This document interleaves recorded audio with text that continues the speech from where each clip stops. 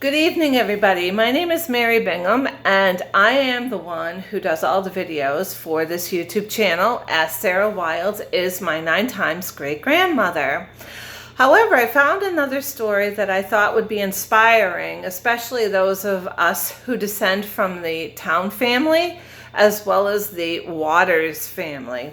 So, the following story takes place in December of 1671 in Topsfield. This is not far from the current day Lockwood Lane near Boxford Village, where the Rowley Village Ironworks were once located. So Patrick Morrill, or Morin, traveled to James and Mary Waters' house for a visit. James, to be courteous, offered Patrick a cup of cider, and Patrick accepted. However, James had to leave the house to tap a new barrel located in a cellar elsewhere on their property, leaving Mary alone with Patrick and her 2-year-old child. Patrick addressed the child first, then proceeded to assault Mary. After his visit was over and Patrick left, Mary begged James to never leave her alone with Patrick again. So less than a week later, James was on his way to cut timber near the ironworks and stopped to speak with Patrick. The two men probably had a very terse conversation that morning. Around noon of the same day, Mary, home alone with her child, saw Patrick approaching the house from a distance. She kept her door closed and refused to answer when he knocked. So Patrick hollered through the window asking if James was home. Mary replied, "No." Patrick asked Mary if he could come in to light his pipe, and Mary responded by saying, "You may only come in if you behave in a civilized way." According to Mary's testimony, she only let Patrick in as she was afraid of what he might do if she refused. There was no one close to help her if need be. When Patrick entered the house, he went directly to Mary, who was seated holding a wedge, and instead of approaching the hearth. So therefore, Patrick grabbed Mary and the wedge as he threatened to use that wedge to kill her, all the while accusing Mary of being disrespectful, bold, and a prostitute. Either Mary freed herself or Patrick loosened his grip as he stepped toward the hearth. But Mary got away. She managed to grab her child and ran outside. Patrick went out and fetched his horse. Meanwhile, Mary, knowing how dangerous her situation was, turned back and ran to her house and tried desperately to keep Patrick out. Patrick ordered her to not go any further. He also told her if he did not have his way with her, he would kill her the next time he saw her.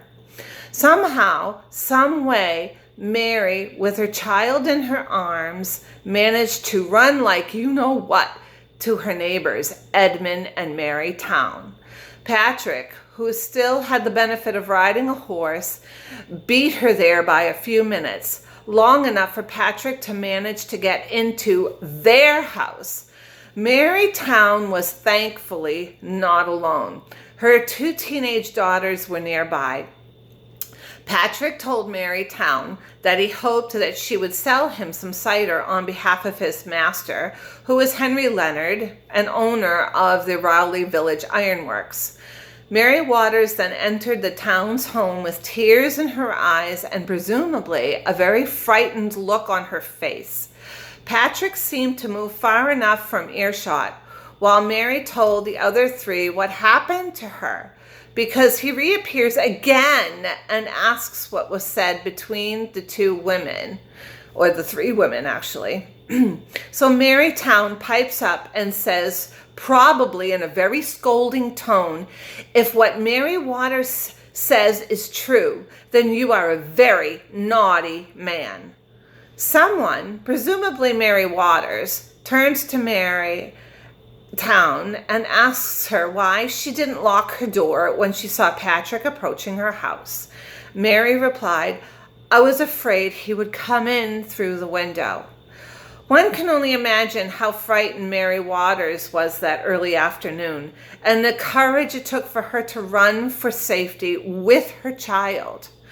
Then there was the courage of Mary Towne, who did her best to protect her neighbor from a possibly deadly situation by speaking up to the man who was responsible. This case was presented before the court at Ipswich in March of 1662, when Patrick was sentenced to be fined and whipped. However, Patrick petitioned the court saying the bill of costs against him exceeded what was legally allowed. The bill of costs Patrick owed was upheld. The corporal punishment was canceled. So, Edmund and Mary Towne were brother and sister-in-law to Rebecca Nurse, Mary Esty, and Sarah Cloyce. And then, upon other brief research, I discovered the following information about Mary and James Waters. So, James and Mary Waters were married the 24th of March in 1669, 1670, Old Style calendar, at Topsfield. And James died at Topsfield the 11th of September in 1704. Patrick Moran, or Morrill, disappeared from Essex County after a debt is paid to the Ipswich court in March of 1672. This payment included a total of various fines paid by several men. So, click like and tap on the notifications button if you like this video, and please subscribe to my channel. More videos will be coming soon. Thank you.